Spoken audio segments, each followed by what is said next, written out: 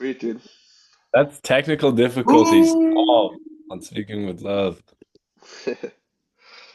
Wow. John, I welcome. could not believe it. Welcome. John, Thank you, man. So, good to have you. how's your week's been? How's your breaks been? Dude, it's been great.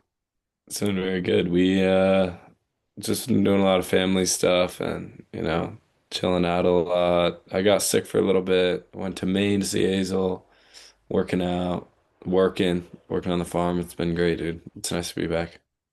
And you do goat cheese, right? Go cheese. Yeah, bro. You know how to cheese? Sweet, dude. I gotta bring you some. I've never had it. No. I'll bring you some when we go back. I'm a big cheese guy. You are? Yeah, they call me the rat. What? Who's they? Oh, you know. Yeah, what about Yeah. you, bro? Pretty good. Pretty good. You know, I've been thinking a lot. I had a crazy dream this morning that I was like skiing in this abandoned resort town.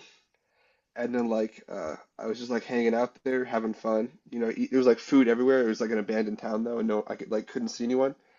And then like suddenly one of my friends appeared, and like these same like 20 people I know. I think you were in, I'm not sure, but like there was like copies of them everywhere, and they like kept repeating their actions. It was really strange. Did you find any meaning yet, or you don't know? Because, I dude, don't. I have so many unresolved dreams, like I don't know the meaning of them, you know? Yeah, it's just kind of crazy because it's like I don't know. Okay, I've been thinking a lot about like AI and LLMs. Yeah. Like, have you heard of the Chinese room problem?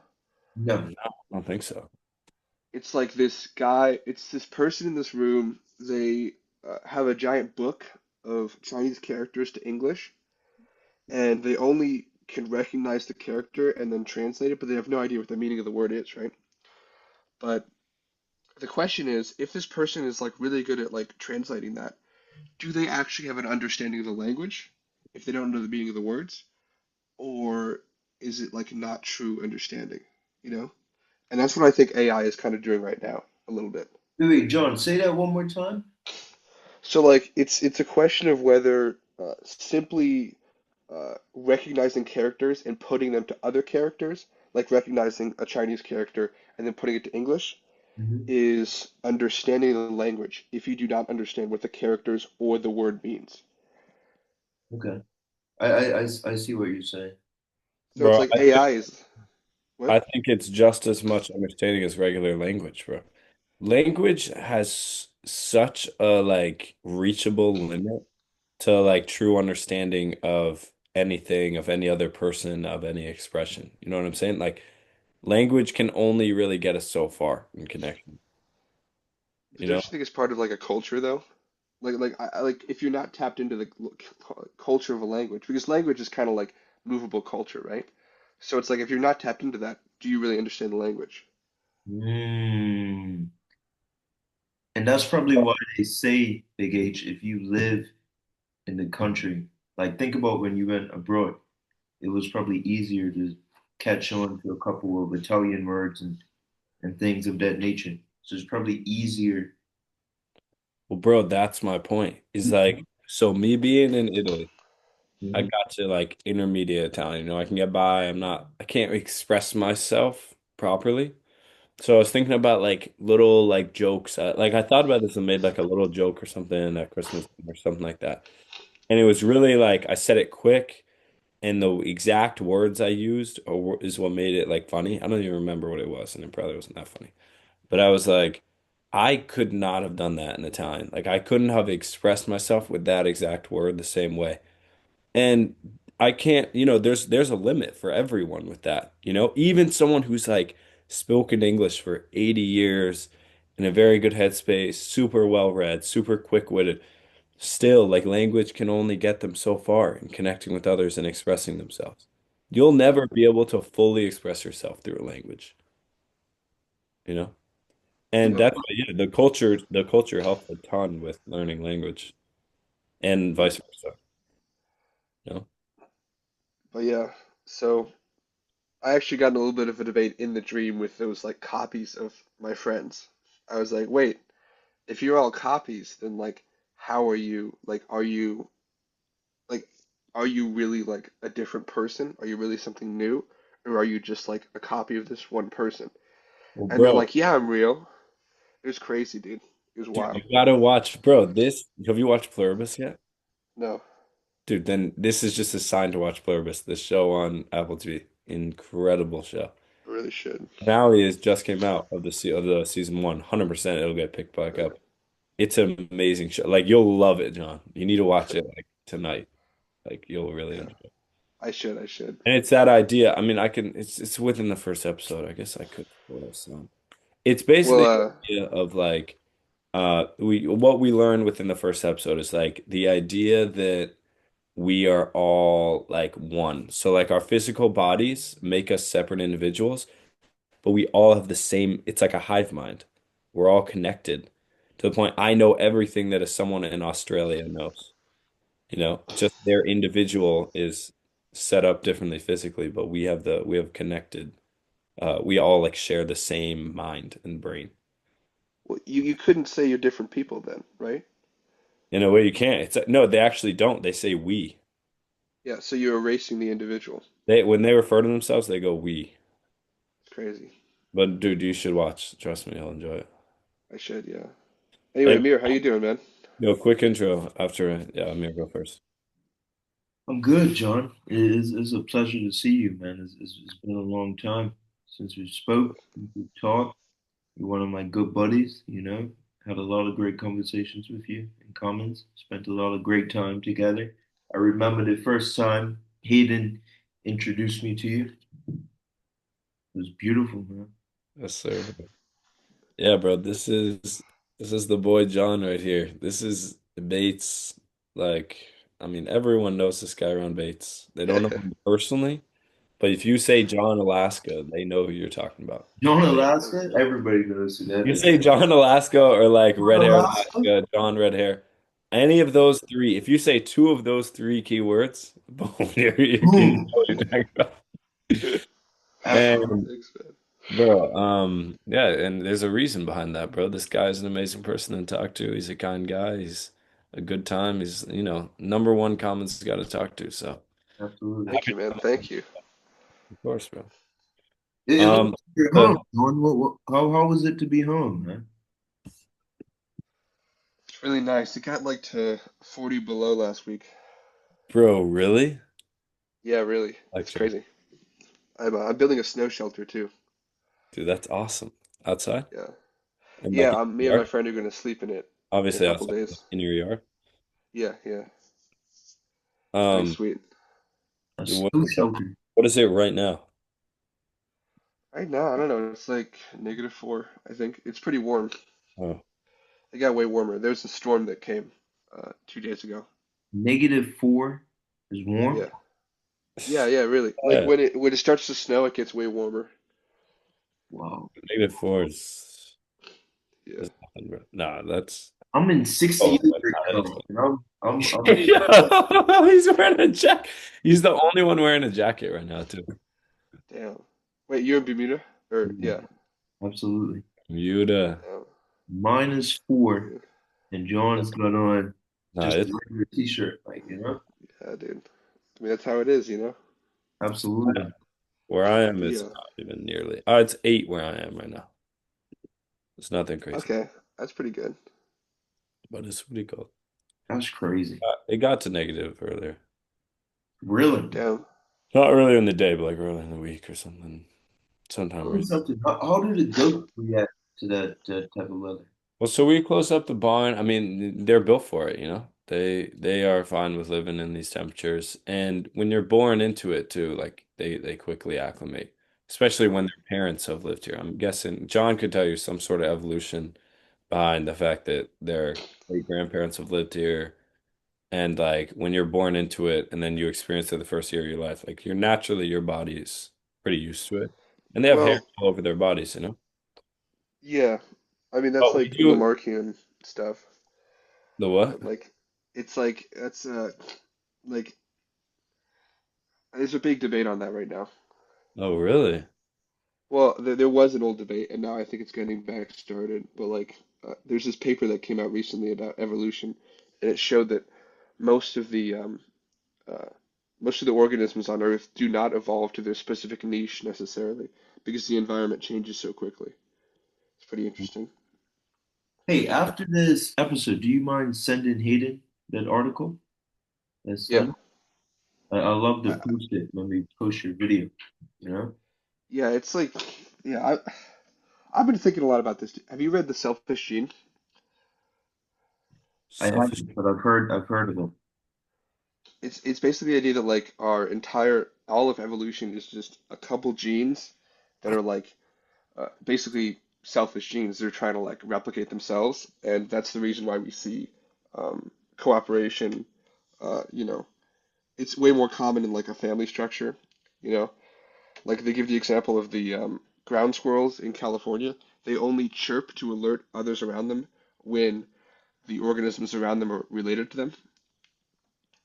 But you know, I've been thinking more about like the swarm, right? Because like there's a good example of like birds at a bird feeder. Like some of the birds will be really bold and go out there and immediately take the food, and some of the birds won't. But both of those birds' actions benefit the collective, you know?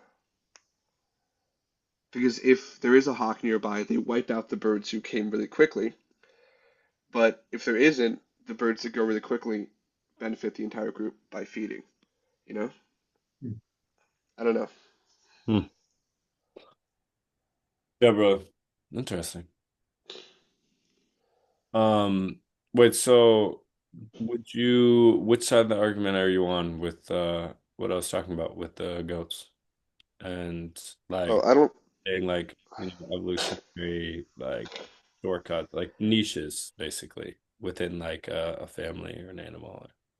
I don't think an animal can like evolve to be better suited to the cold in like a few People, why generations. do why what you really don't think that there is some animals that say live in colder temperatures and grow longer hair like over time? I mean, yeah. What do you mean? Like, I think there is an element of like epigenetics to it, but it's pretty limited in my opinion. Hmm. But anyway, I mean, either way, we also keep the barn shut more in the winter. We have heating, like some heating, and yeah, they stay warm. They also, if it ever is really cold, like they huddle up, Yeah, Yeah. they interesting. got their survival instincts. But hey, bro, as for John, quote of the day for John episode is from Epicurus. He who is not satisfied with a little is satisfied with nothing. This is one of my favorite quotes ever, actually. Um, so for the philosophy segment, as for, in your guys' lives, where do you find your purpose and does life have a true purpose? Like, do you feel in general we can say that, oh, life has purpose to it or it doesn't? And where do you find your own purpose? I feel like, John, you might want to start off. Yeah, for sure. I've been reading a lot of Nietzsche recently Dude, and me the too, bro. existentialists. I took a Yeah. class. Yeah. I just Hey, think what? like Which book? I've read a little bit of Zarathustra, and then I've like Yeah. read a uh, basically like I've researched a summary of his points because I mostly did this back at school when I was having an existential crisis, and now I'm just doing nothing. But but I just feel like the ultimate freedom is to know that there's no meaning to life, you know? Dude, 1000%. That's where I was gonna go with mine. Yeah. And like, Honey boy. but I think there's also a danger in like uh, not creating your own values. I think it's tempting to be like, oh, nothing exists, I can do anything. And I Yeah. actually did a project on this last semester about fascism, and I think fascism is like ultimate nihilism. It's being an existentialist without, um, uh, it's being a nihilist without creating anything new. You know what I mean? It's just ultimate base instinct. I want this, so I'm gonna get this, right? And I think that's why it's so effective in dysfunctional electoral politics, but I think it's ultimately self-defeating, you know? And I think you need to create your own values, and that's a really tough process. And I was talking with my friend about this because he's like super religious now, and he used to be an atheist, like he was raised atheist, And he's like, I was talking to him, and I'm like, I think you should create your own values. And he's like, yeah, well, what if I can't do that, And I think that's an important thing to say, you know? Can everyone create their own values? I don't know. This is powerful. I love this. And John, for the What? viewers that this might go over their head a bit. What does fascism mean and nihilism? So nihilism is like kind of the belief in nothing, like the belief that there is no values to follow, Yeah. like there is no nothing overarching matters moral at all. framework that applies to everyone. That's what I would define fascism as. A lot of people define it as like I- Okay. they define it as palingenetic ultranationalism, which is basically a palingenetic is like return to a rebirth kind of to a genetic past almost. It's like a rebirth to a previous time when people were better, Yeah. and it's kind of like a little bit like Prometheism, I think. But uh, it's basically the belief that there was a time in the past when we were like genetically superior, and we're returning to that, and only the nation can bring us back to that. But I Mhm. think that's only an intermediate step to true nihilism, because in a system in which you have a fascist regime, the person who operates best in a fascist regime is someone who believes in nothing, who doesn't believe in the party line, because the party line is changing so much and so Ab- often that it is a disadvantage to be a true believer, in my opinion. Absolutely. Yeah, and so I think fascism is a machine that creates nihilists. Mhm. Well, there's so many points I want to touch on. I'll start off with, have you read any Kierkegaard? No, I Did you want to. love Leap of Faith? You would love Kierkegaard because he's also like Nietzsche. I mean, not in every way at all, but I see a, similarity that Kierkegaard wants people to, he thinks that like your like reality and purpose comes from like an inner like genuine belief and like faith. Like you need to take a leap of faith and that will be reality. Like if you genuinely believe in anything, a religion, or then like that's like you should, that's the morality. That Yeah, is the reality of morality. And I'll say that, yeah, I think that if everything, me and my dad have talked about, like, if life's purpose was at all like an attainable thing, like if we could actually, if there was actually an answer to that question, everything ceases to exist. It's such a like a paradox because nothing would exist and no purpose would exist anymore if we knew what the purpose was. yeah, Um, so I'm with you 100%. I think that I do feel like I have purpose in life. Like I do feel that I make my own purpose out of, mainly like love and family and compassion and, spreading, goodness in the world. But I don't think that there's any like what's the word? Like universalizable like thing to represent any sort of purpose for yeah. all. Sweet dude. What do you think of me? Really? I liked the point that John was talking about religion a bit and talking about like creating your own values. So I think like no, I don't want to use the word like, but when it comes to purpose, create your own purpose. You create the things that you like to do and the things that you live by. And for me, I find purpose in like the simple, not like I find purpose in the simple, like just simple things, like just cooking, like Yeah, find purpose in that. Going outside, being positive, like those are things that just keep this thing fun and just keep it going. So for me, it's just simple things and just try to push the needle a little bit forward. And that's it. I just want to push it just a little bit forward on the positive side. That's all. That's it. Dude, I feel like those little things though like have like a main motivator for me. It's like Yeah. the reason I love like cooking is because,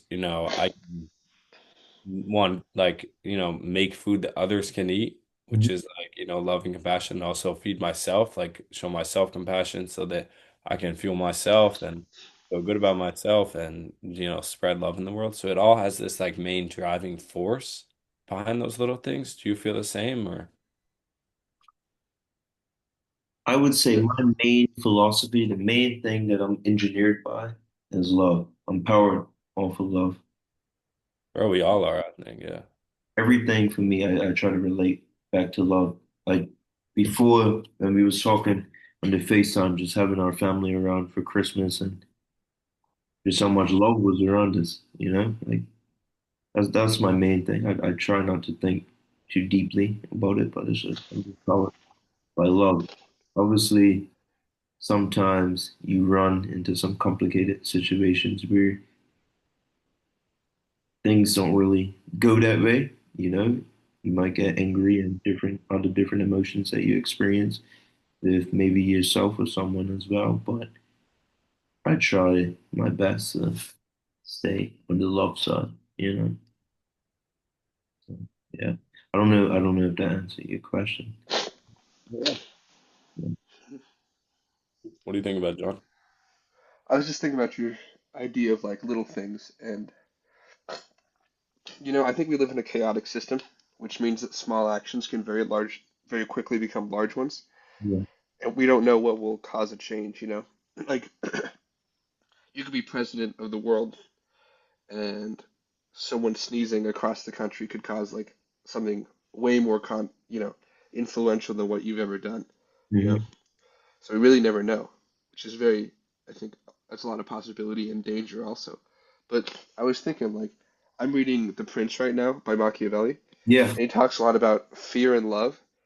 And I'm just thinking, like, if you want to, like, control your destiny, try to make things better and push the needle forward, um, it seems like love is not compatible with that, or at least in his system, right?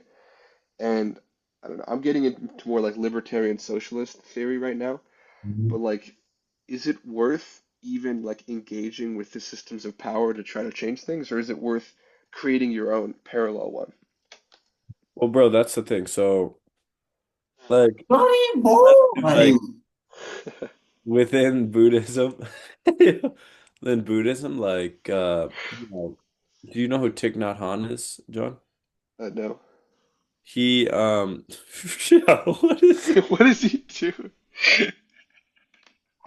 Ah, he's so Yeah. random. So Thich Nhat Hanh was a Buddhist monk. Well, he either won a Nobel Prize or like Martin Luther King Jr. like nominated him for one. I forget how it worked.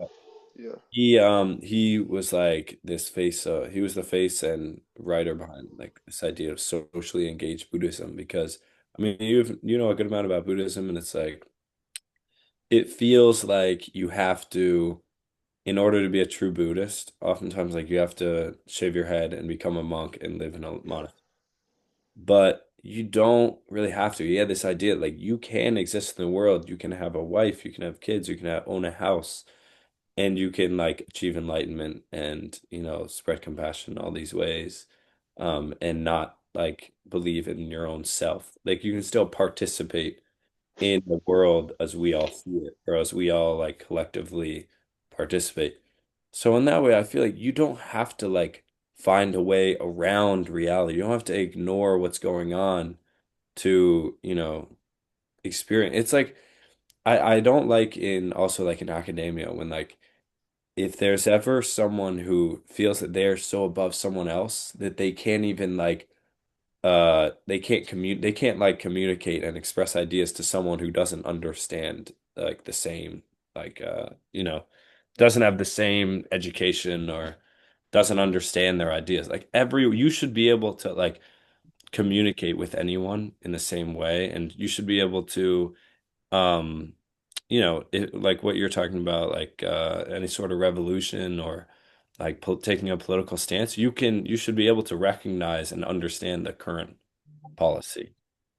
So I don't think you need to like go Yeah. around anything or like create your own, I think you can develop what you have in front of you. what do you think? Where do you fall on that? Or are you still kind Well, of, I kind of want to hear what Amir thinks because he was celebrating. yeah. Absolutely.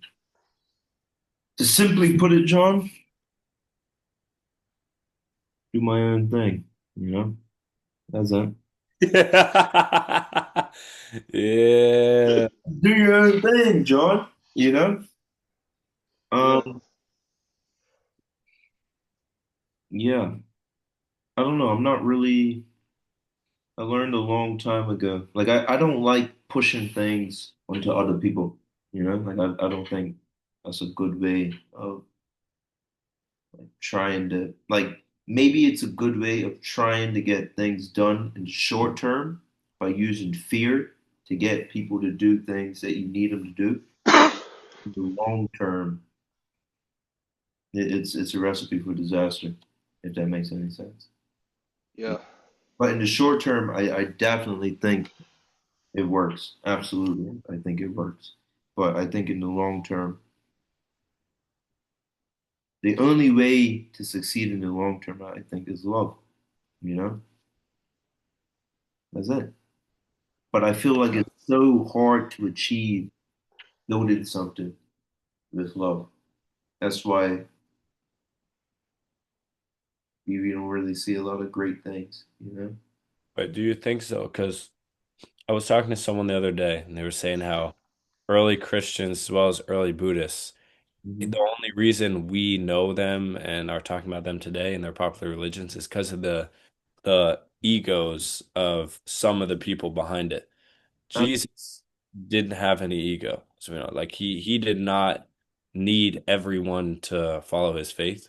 Absolutely. Other people like successors and they grew the religion. People like might argue like and same thing with Buddhism. Buddhists are not at all a missionary religion even today. But like would the religions have spread as rapidly without, an ego and like behind it? Some sort of like people saying, "Oh, this is like the way. This is what you guys should believe." That's a great question. That's a great Yeah. one. I think that's brilliant. You want to answer this one, John, or you want me to jump in on this?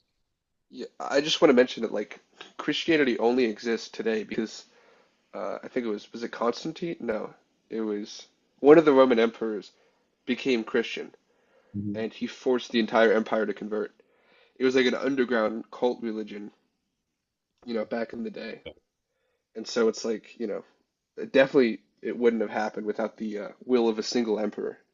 Yeah, He's absolutely. motivated by love still, right? Like he's still, you know, Maybe. I don't know. Like he's motivated by at the that point, when it's love. an He might. imperial religion, Mm. Yo, do you think that this is kind of off topic, but do you think that people can do things motivated by love that are immoral? Do you think people can act with love and do something immoral? And I'm not talking about like results. I'm talking about like intention was immoral, but intention was based on love. hmm. Hmm. A great question. So like, are you saying that like something that doesn't fit with their own values, but they still do with love? It doesn't fit with, well, this is where we get back to the beginning of our conversation on making your own purpose and values. But no, I'd say it can be your own judge. I guess your own, can you judge someone on a wrong action, anything of any wrong action someone did, and say they are motivated by love, but what they are doing is wrong. Like their intention is wrong, even though they're motivated by love. Or can you say no, they're motivated by some sort of evil because their intention is wrong? Does it have to be evil? Well, then we go into evil, you know? Like we haven't defined that No, but yet. I'm saying So how from can an we talk outside, about it? you don't even have to necessarily, I mean, I guess you can define them, but it's your own perspective. On your own perspective, think of a wrong thing someone can do. Could someone do something wrong No, in your perspective. And no, you know, because at that point their values change. Love makes their values change, and therefore they're not violating their own values. so your love makes their values change. Yeah, like For if there's something you really care about and you have to break your own rules to, uh, take care of them, your values have changed, you know, for the in that worst, instant, in my opinion. Yeah, I'd say for the worst, but but love I'd caused say you're that still change. doing it. Yeah, I wouldn't say you're breaking your own values because they've been altered.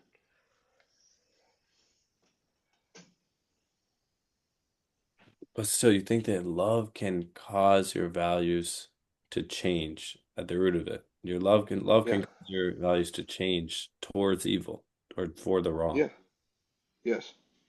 Well, they wouldn't be wrong for you, but for the previous values you had, yeah, they would be wrong. But I Right. don't think you can call them wrong necessarily because their values are different now, you know? Okay, so no matter what, they are motive. So you're basically on the side that everything is motivated by love. Or hate. Yeah. It depends. Um, if you're doing something hatefully, I think it's very, I think that can also change your values. But um, when you do something out of hate, I think you quickly realize that's not my values. Hmm. When you do something out of love, it's like, yeah, I would do that again. So what if it's out of hate and you don't realize? Is that possible? And you don't Yeah, realize? it's possible. But usually that's when it's unfinished, you know what I mean?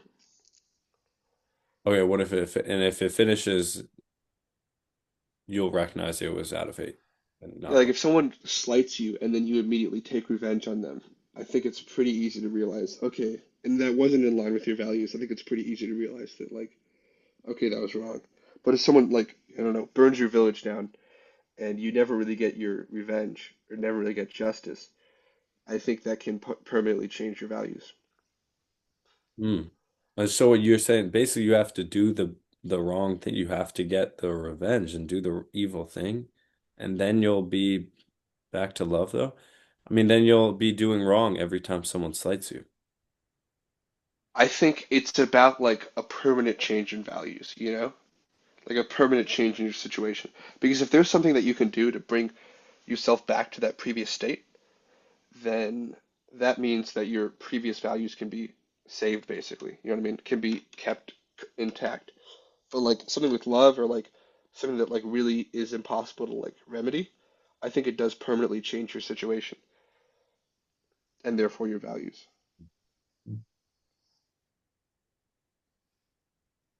Wow, bro. See, Big H, I love how the last couple episodes, if and when I'm thinking, I take a break. This whole episode, you've been doing some hard thinking, my boy. Yeah, bro. That's good, John. Yeah. You're making Big H think. Yeah, bro. Thank you, man. No, and me and John could do this for hours, bro. We'll do it when we get back. Absolutely. For sure. Hey, we got 4 minutes left, and I'm gonna be honest, I knew that question would be the whole episode, so I didn't even write another question. So off Yeah. the bat, I knew it with John. I was like, "There's no way we don't we get the second question." Yeah. Uh, let's finish off on a little light note with some sports, John. For the middle section, we usually do sports. What I mean, I've seen you play in intramurals. Are you? I mean, do you follow any sports or? A little bit of skiing. Um, Oh yeah, big there's ski. a there's a hometown hero here, Kendall Kramer. She's like the best skier in the world. Bro, So, I think we have actually the best skier in the world. nah, Kendall's better. No, no, no. Michaela Schifrin, bro. Nah. No Kramer. Oh, I'm she's talking cross country skiing. 23 years old. Oh, cross country. Okay. Uh, yeah, dude, we do produce a lot of Olympians, but I think, In upstate New York, I mean, it is a huge state, right? dude, what are you talking? You're not even in America. Wait, so she plays for or she skis for Alaska's national team?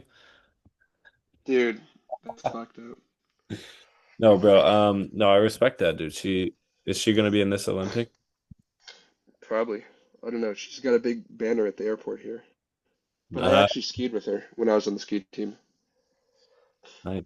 She's like really good though, dude. She's Wait, got a really? different technique. Wait, did she go to your high school? Yeah, That's Wow. wild. Wow. she's like the best skier ever, dude. Wait, She's Best got a different ever. technique than everyone else. what's her name? It's Kendall Kramer. I'm trying to find. Oh, she's not in the development team? I don't know, but she's good. Because I'm looking at the develop. Wait, when did this come out? There's also Keegan Randall. 2025. So then we have Keegan. Let's see. Because I'm seeing Haley Brewster, Avon, Colorado, but University of Vermont, bro. This is what we do, dude. Wait, Dude, wait. I don't want to hear it. Wait, so did you play any sports yourself in high school or Yeah, I did some running, skiing. I did soccer in middle school. Uh, okay? I don't yeah, that think was like rough, what dude. percentage of people played at least one game of organized soccer from kindergarten on? I'm gonna say 95% of people. Organize, yeah, organize, yeah. It's rarely Um, you come along someone I who played a lot of football in elementary school. Like, really they have yeah, football in Alaska, dude. I didn't even know that. yeah. Well, it's tough because like we'd play by the windows, and yeah, it was brutal, man. Yeah. Like, anyway, I got to tell you guys the story in the last minute. I was in the middle school team, right? And we played against the girl team. And dude, that was like the most brutal game I've ever played. I mean, they were like, they killed some of us, dude. It was crazy. In Like they football? kept fouling us in soccer. Oh, in soccer, yeah. Who won? Dude, they were like, we got like the most injuries of any game in that one like scrimmage. It was crazy. They were brutal, ruthless, man. Anyway, um, Why'd they let that happen? yeah. We Well, always we always like were gonna scrimmage and then we never did. yeah. Uh, Anyway, though, and well, lovely to have you on, John. Absolutely. Man, bro, I can't wait to see you yeah, again. We got one more semester together, dude. Are you for excited? sure, dude. I am, yeah. It's gonna be fun, bro. Sweet. Good seeing you guys. Yeah, Good to great see to you see too, you. John. My guy.